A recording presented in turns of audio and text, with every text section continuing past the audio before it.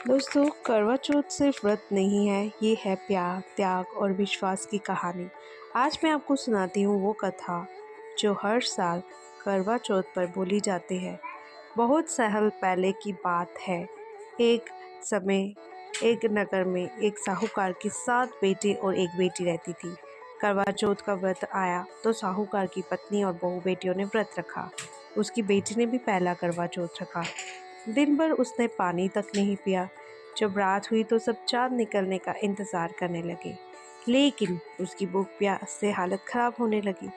तो उसके भाइयों को तरस आया, तो उन्होंने उसके साथ एक मजाक किया। उसके भाइयों को अपनी बहन की हालत देखी नहीं गई। वह बोले, बहन, चाँद निकलने में बहुत देर है, तो इतनी देर तक व्रत नहीं रख पाएगी। चल, हम तुझे चाँद दिखा देते हैं। भाइयों ने एक पेड़ के पीछे छलनी में दीपक जलाकर रख दिया और कहा, बहन देखो, चाँद निकल आया। बहन ने छलनी से वो दीपक देखा और उसे चंद्रमा मानकर अर्घ देकर अपना व्रत खोल दिया। लेकिन जैसे ही उसने खाना खाना शुरू किया, उसके पति की हालत बिगड़ने लगी।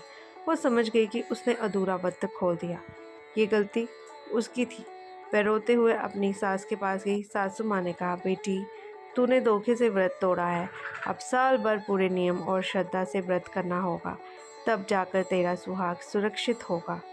तब उस स्त्री ने पूरे साल करवा चौथ का व्रत पूरी श्रद्धा से किया और अगले वर्ष जब उसने व्रत खोला तो उसके पति की आयु लंबी हो गई और वह स्वस्थ हो गया। तब से ये परंपरा चली आ रही है कि करवा चौथ का व्रत बिना चांद देखे नहीं तोड़ा जाता और सच्चे मन से किए गए व्रत से पति की लंबी आयु और दाम्पत्य सुख की प्राप्ति होती है।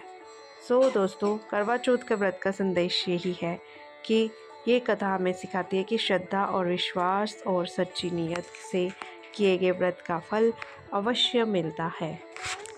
सच्ची नीयत और विश्वास से किया गया संकल्प कभी व्यर्थ नहीं जाता। आप प्यारी सभी बहनों को करवा चौथ की ढेर सारी शुभकामनाएं। फिर दोस्तों मिलूंगी एक नई सोच, नई कहानी, नए विचार के साथ। तब तक के लिए धन्यवाद।